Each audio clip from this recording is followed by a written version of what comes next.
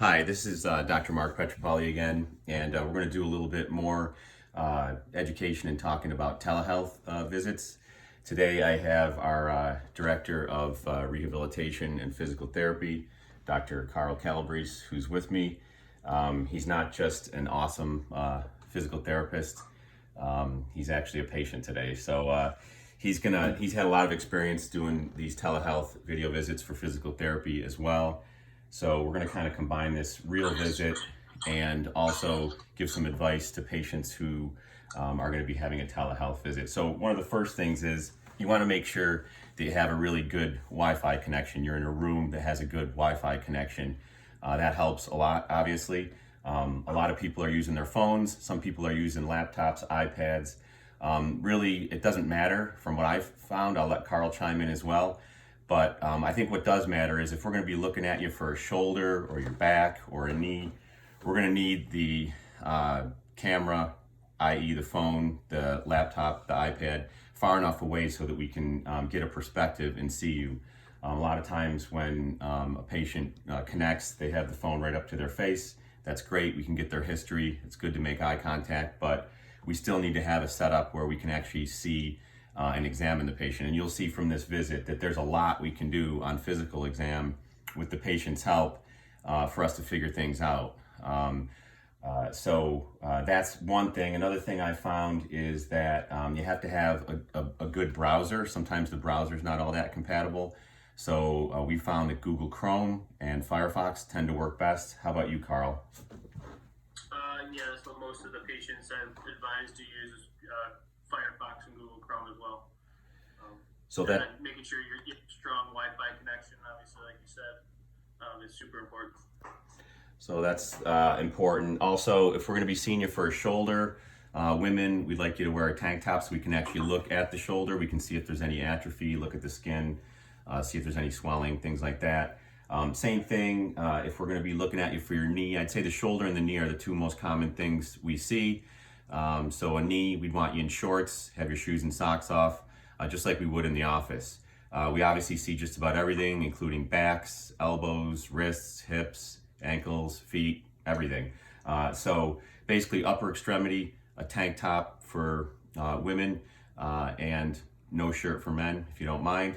And then lower extremities, shorts, if it's going to be the back, either tank top and shorts, or a gown if you have something like that. If you're a woman, and a man can be in shorts and take your shirt off once we are able to do the physical exam part of things. Do you have anything else to add to that, Carl? No, I think that was pretty good. The one other thing, maybe just test the video setup before.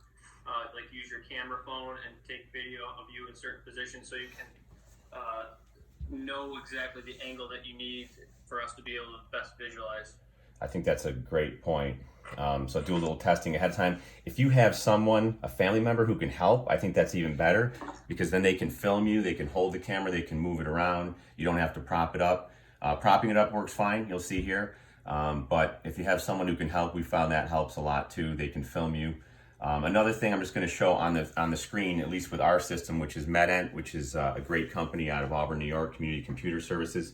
It's real easy. You don't have to download anything. You just get a link sent to you by either a text or an email, and it's real easy to do. So patients of all ages have found that it's real simple to do. You don't have to download anything on your phone. You don't have to be afraid of technology, things like that. However, once you're connected, some things to note. If you have a touch screen, which obviously most phones are or a lot of computers are, you'll see down here, there's a little microphone button to the left of this little phone icon here, and that will mute, so Carl can't hear me now, or it will unmute. Also look up in the corner here, there's a little microphone thing there. Sometimes that's clicked off, be careful because sometimes the sound isn't showing up. And then also down on the computer, down here, there's another microphone area. So check your computer, check your phone, know where all your microphone icons are. Another thing, if you want to end the visit, press the red button, but don't press the red button by accident because that'll end the visit. If you do, it's no big deal. Just click on your icon again, you can always reconnect. Another thing, there's these three dots here. A lot of people don't know what those are.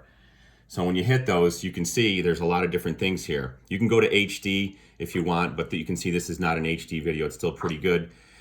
This pause button right here, what I found is if the audio and video aren't working, what I'll do is pause, okay? And then I'll restart it. And then you'll see Carl will pop back up again. He pops back up again. And go ahead and speak, Carl. Hello, can you hear me? So his audio and video are working great right now. You can flip the screen. That's another one. It's the third button down. So if I want to show Carl his x-rays and his MRI, you hit that button and there's his x-rays, okay? And actually you can see this is where he has a little cyst in his glenoid. This is the ball and this is the socket of the shoulder joint, and that's the back part of his shoulder. He used to play baseball a lot of years, and baseball players unfortunately get things like that. So we're going to be talking about that a little bit today on the visit. We'll probably split this video up into a bunch of different parts so that we can post it. But that's kind of the things I can think about to get yourself set up for the visit to go as effectively as possible. Any other thoughts, Carl? Yeah, I would say from like a rehab perspective, sometimes it's hard for us to test the strength. So functional things like squats, so having a chair handy, or having, like Doc alluded to, if you're at lower extremity of bed, so we can check your range of motion, and having whatever equipment you may have at your disposal, if it's bands or weights, etc., have those nearby so we can kind of think about the program for what you have available and kind of curtail it to what you can do at home. That's a great thought. I was going to ask you that question from a physical therapy or rehab standpoint. Is it good to have a patient on a bed where they can lie down, or if they have a sofa or an exam, obviously if they have an exam table, that would be great. Most people don't, but some people have a massage table or something like that. Certainly backs, if they can get onto the ground and able to get up without much difficulty, that's fine.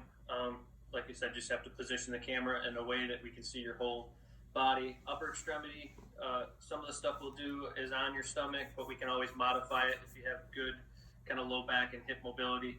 But we can always modify on the fly to things. But the more things you have nearby at your disposal, the easier the visits go, the less time that we spend looking for things, etc., and the more time we can spend actually figuring out the problem and working on a solution. So we could probably do a better job from our office standpoint, and whoever, just for any office doing telemedicine, letting the patient know ahead of time what they need to do and what they need to expect. And we'll be posting this on our website. We'll have some written stuff as well. Our nursing staff is great. A lot of times they'll call you ahead of time to go through your past medical history, your medications, your allergies, those types of things. So they may call you on the phone to get that done quicker and more efficiently. That way we have more video time for your appointment, for the provider, myself, for Carl if he's doing rehab, or any of our other therapists or orthopedic providers. So a lot of times the nurse will call ahead of time, and they will let the patient know, hey, if you have a tank top, wear a tank top. If you have shorts, put shorts on. And we'll have them let them know as well about if they have exercise equipment. Or I tell patients, if you're going to be wherever you're going to be doing your home exercise program, if it's in your home gym, if it's in your bedroom, if it's in your kitchen, wherever, just make sure that you're in that room for when Carl or one of our rehab specialists is going to be doing the visit with you. So I say we'll just start